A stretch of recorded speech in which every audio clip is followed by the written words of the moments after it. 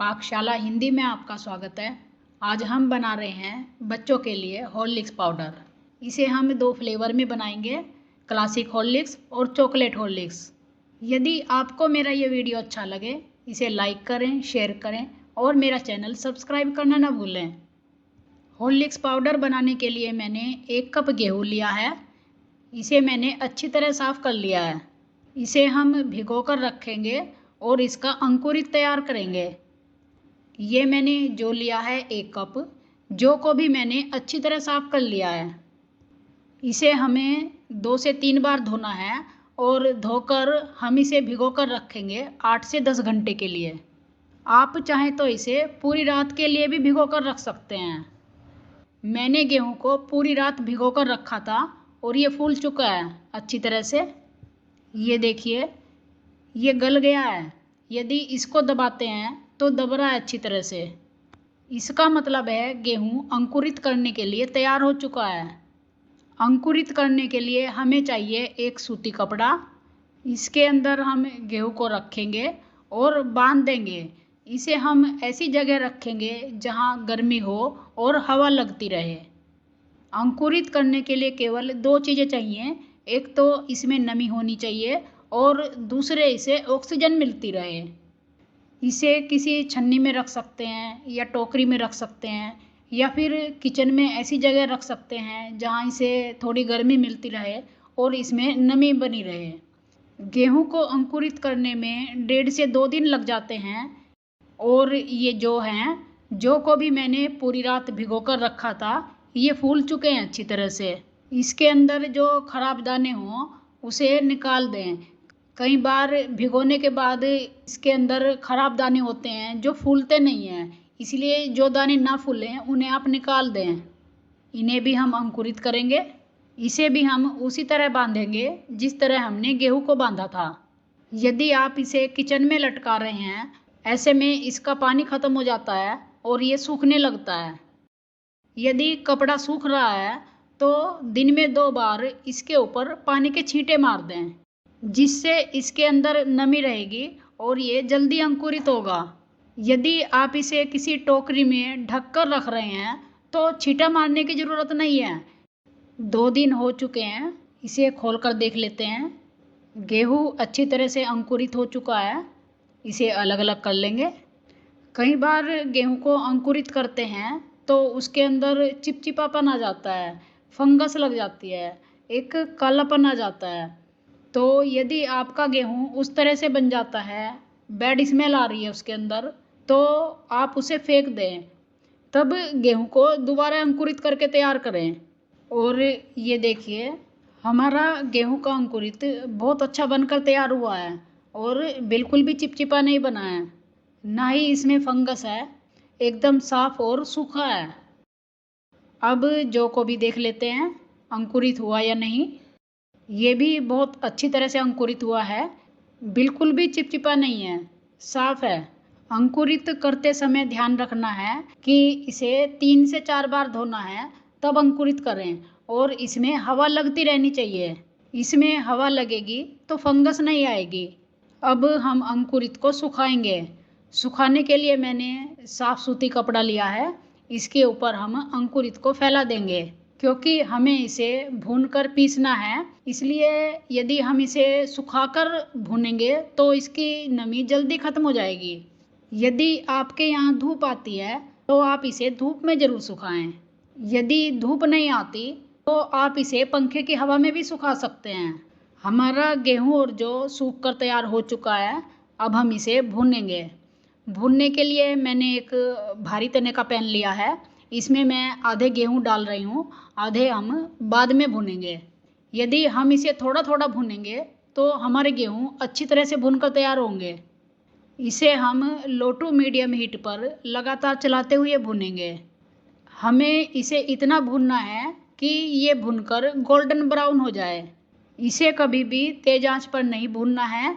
यदि हम इसे तेज़ आंच पर भूनेंगे तो ये बाहर से जल्दी गोल्डन हो जाएगा और अंदर से कच्चा रह जाएगा। हमारा गेहूं भूनकर तैयार हो चुका है। ये देखिए, ये गोल्डन हो चुका है। इससे ज़्यादा नहीं भूनना है। इसे एक प्लेट में निकाल लेंगे और ठंडा कर लेंगे। अब इसी पैन में जो भून लेते हैं, जो भी हम आधे भुनेंगे, आधे बाद में भुनेंगे। इसे भी लो टू मीडियम हीट पर लगातार चलाते हुए भूनना है। जब हम गेहूं और जौ को अंकुरित करते हैं तो इसके प्रोटीन, विटामिन्स और मिनरल्स बहुत बढ़ जाते हैं और ये बहुत हेल्दी हो जाता है। हमारे जौ भुनकर तैयार हो चुके हैं और गोल्डन हो चुके हैं, ये देखिए। अब बादाम भून लेते हैं। मैंने 1 कप बादाम लिए हैं।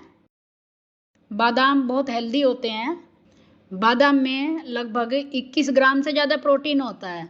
इसमें आपको कैल्शियम भी मिलेगा। बादाम में विटामिन ई बहुत ज़्यादा होता है। इसमें आपको विटामिन B6 भी मिलेगा। बादाम भूनकर तैयार है। अब भूनेंगे मूंगफली।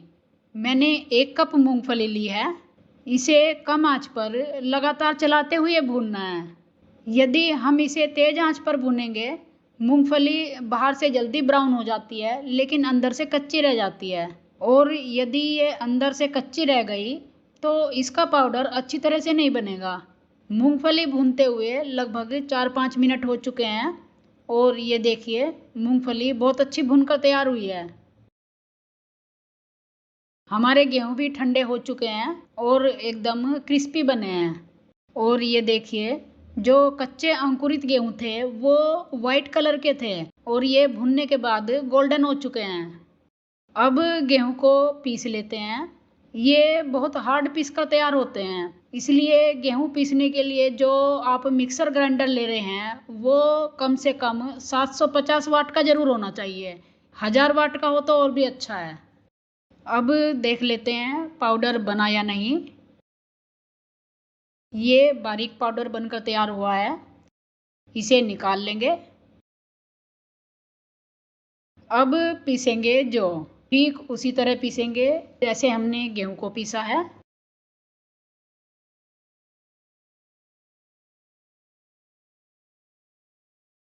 ये पीसा तो बहुत बारीक है लेकिन इसके अंदर फाइबर हैं, ये सभी छानने में निकल जाएंगे।